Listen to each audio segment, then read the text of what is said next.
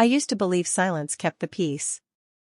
That if I folded the towels just right, kept the kitchen spotless, and smiled when I served dinner at exactly 6:30, everything would be fine.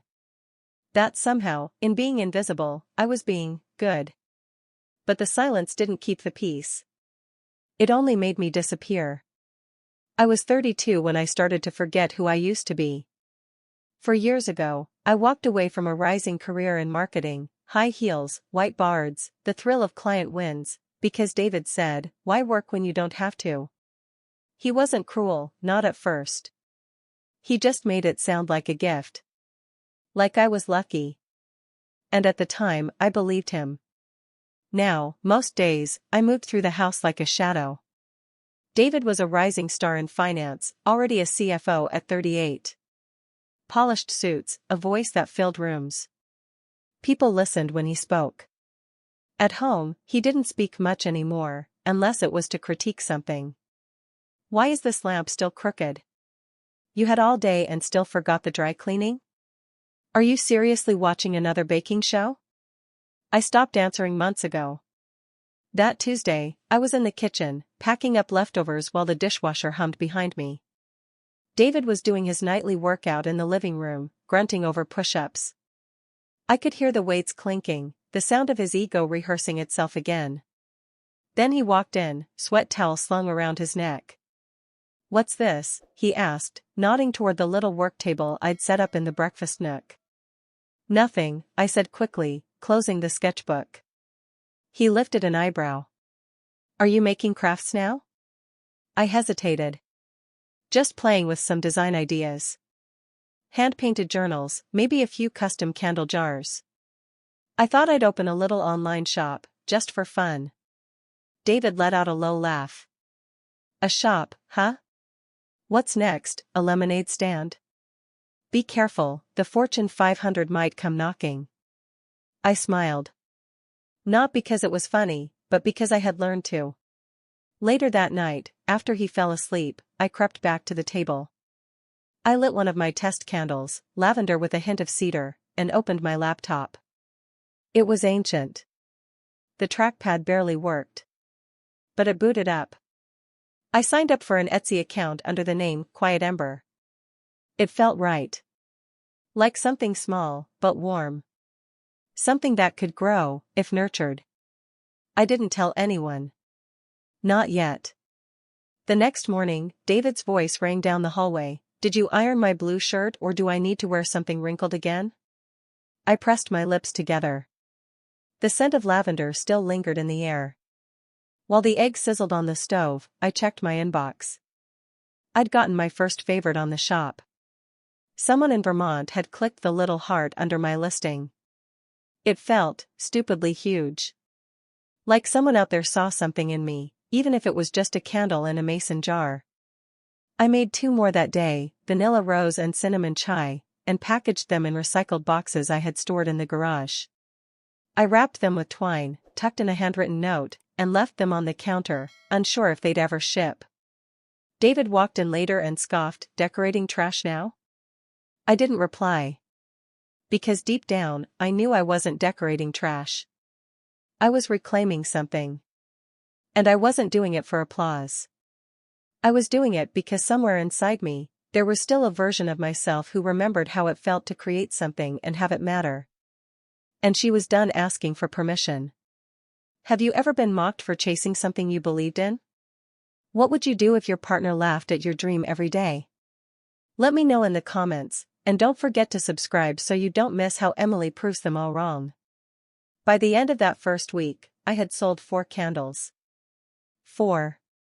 They weren't going to change the world or pay a mortgage, but each one felt like a tiny rebellion. Like a whispered "I still matter" sent out into the universe, and someone whispered back, "Yes, you do." I reinvested every dollar. Bought better jars, experimented with scent blends.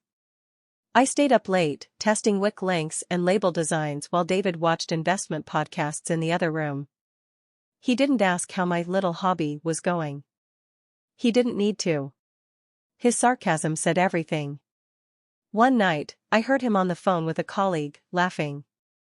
"Yeah, my wife's got this online shop now, selling candles or some nonsense. Says she's an entrepreneur. It's cute. Cute. I stood just outside the door, holding a box of shipping labels. My face burned, but I said nothing. I swallowed it down like I had so many times before. But later, when I got back to my corner studio, I peeled the label off the box, grabbed a Sharpie, and scribbled something bold across it. Not cute. Powerful. I put it on the wall where he'd never see it. Where only I would. That became my ritual. Every time he made a comment, every time he rolled his eyes, I wrote a new word and taped it to the wall. Resilient. Worthy. Focused. CEO. By mid-November, I was shipping 20 orders a week. Customers started leaving 5-star reviews, calling my packaging thoughtful, the scents elegant, the branding high-end but personal. Still, I didn't say much to David. He only noticed the growing pile of boxes once. "What's all this clutter?" he asked, stepping over a stack. "It's inventory," I said. "For what? Your play shop?" I paused. "The shop that made more money this week than your Rolex." He stared at me. I smiled. Not politely this time, just enough to let him know I wasn't playing anymore. The next morning, he left early for the gym without a word. I shipped out 15 boxes that day. Then came my first custom wholesale inquiry, from a small boutique in Portland. They wanted 100 units for the holidays. I stood frozen in my tiny workspace, staring at the email like it might disappear if I blinked too hard. 100. It felt both terrifying and holy. That night, I told David I might need to rent a small workspace. He didn't even look up from his phone. "For your candle club? What are you, the Martha Stewart of arts and crafts now?" I didn't answer. Instead, I messaged a woman I'd met through an online maker group. She rented a shared studio space across town and said I could sublet half of it for a month. It was drafty, smelled like sawdust and paint, and had terrible lighting. It was perfect. I moved in the next week. Every night, while David watched CNBC or scrolled through stock tips, I was pouring wax, labeling jars, wrapping boxes in that tiny, freezing room. I came home smelling like vanilla and smoke. He never asked why. And I never offered. Because for the first time in a long time, I liked what I smelled like. I liked who I was becoming. By December, I was pulling 14-hour days. Mornings started with emails and supplier calls. Afternoons were for production, pouring, cooling, labeling. Evenings I spent packing boxes, answering customer messages, and updating inventory spreadsheets on that same ancient laptop, now propped up on a box of wax flakes. I was exhausted. And I had never felt more alive. I wore old jeans streaked with dried wax, tied my hair up with whatever ribbon wasn't already being used for packaging. There were no client meetings or catered lunches anymore. But I didn't miss any of it. I had purpose. I had customers. I had a wait list. David still hadn't set foot in the studio space. He'd seen a Venmo alert one day for the sublet and said, "Must be nice spending my money to chase a fantasy." I almost laughed. Every penny had come from the shop's sales. But I let him believe what he wanted. I'd stopped asking him to see me. And somewhere along the line, I'd stopped needing him to. One rainy Tuesday, an email landed in my inbox with the subject line, "Holiday Gift Guide, Congratulations." A lifestyle editor at a regional magazine had featured one of my gift sets, lavender and cedar in a hand-carved keepsake box, in their annual Top 10 Must-Have Gifts. No warning. No heads up. Just, there. My traffic doubled in an hour. Then tripled. By midnight, I had more orders than I could fill alone. I stared at the screen, heart pounding. It was the kind of moment I used to dream about when I worked in marketing, for someone else. I'd helped build other people's brands, write their stories. Now mine was being written for me. And it wasn't about perfection. It was about grit. I reached out to a few girls from the local college who'd messaged me months earlier asking about internships. I hired two, Paige and Naomi. They were sharp, fast learners, and way better at TikTok than I was. We turned that freezing shared studio into a full-blown holiday workshop. Music blasting, wax melting, labels flying. It smelled like cinnamon and ambition.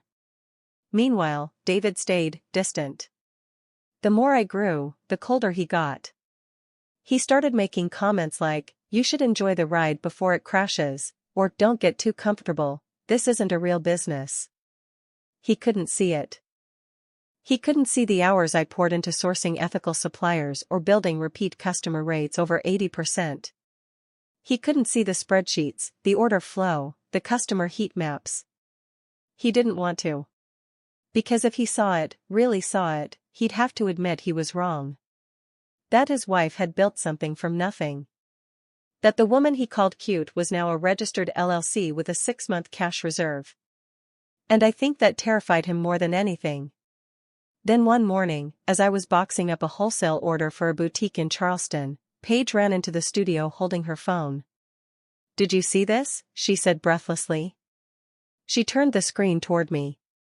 A major national magazine, Stylehouse Weekly, had just published a digital feature, Founders to Watch, The Quiet Women Changing Retail. My photo was right there. Right under the headline. There I was, in my wax-streaked apron and all. I sat down slowly, heart slamming against my ribs. This wasn't small anymore.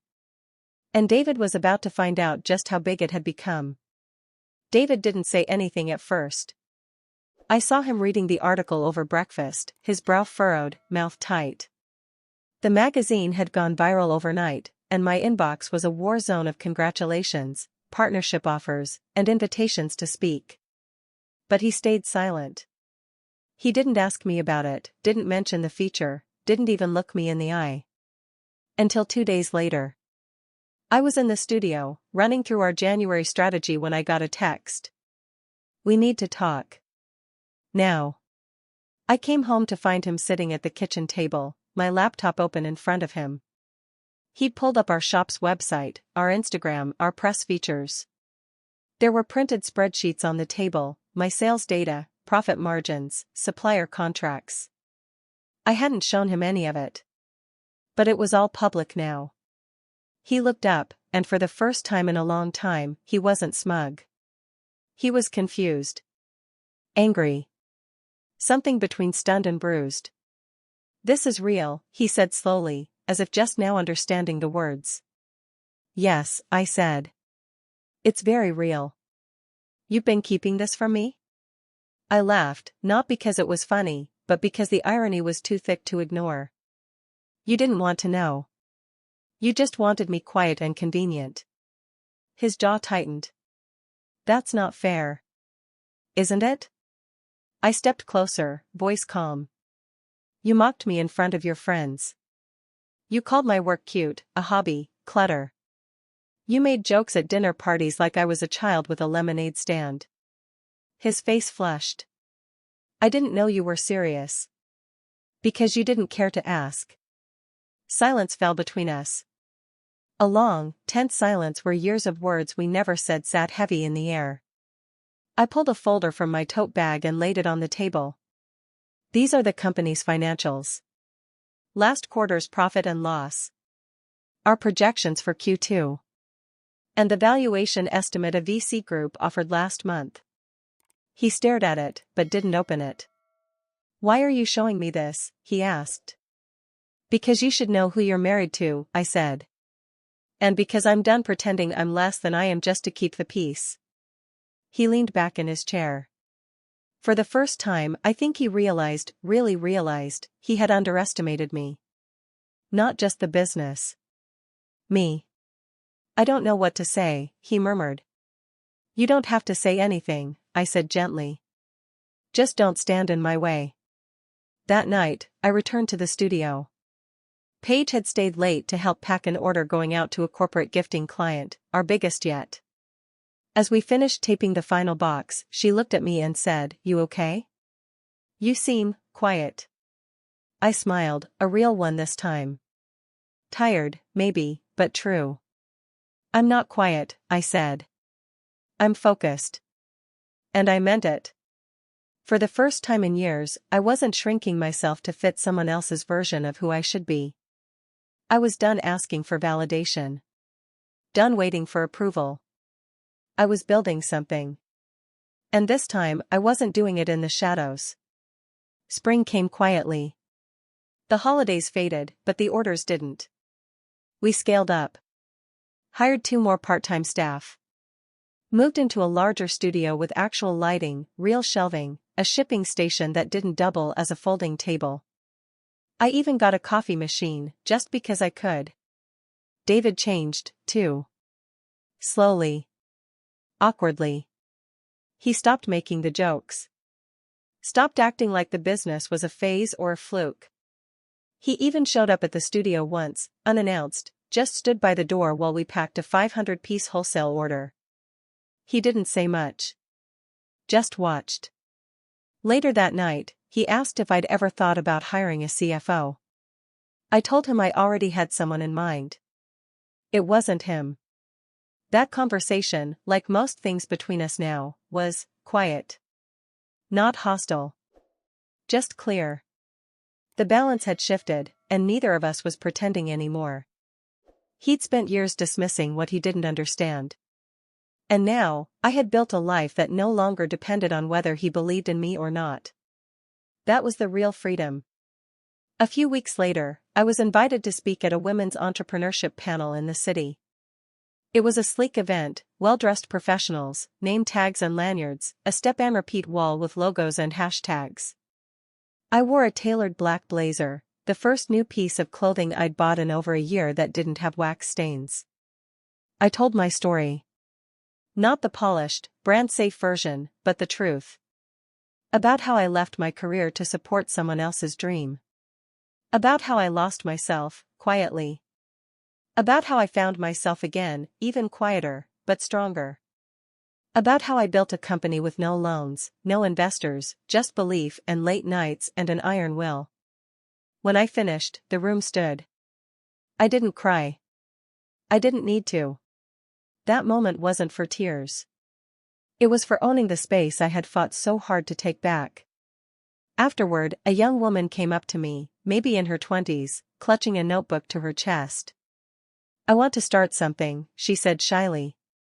But everyone keeps telling me it's a waste of time. I looked her in the eyes. Start anyway, I said. Let them laugh. And then build something so strong they can't ignore you. She nodded like she was holding back tears. I understood. I'd been her. I still was, some days.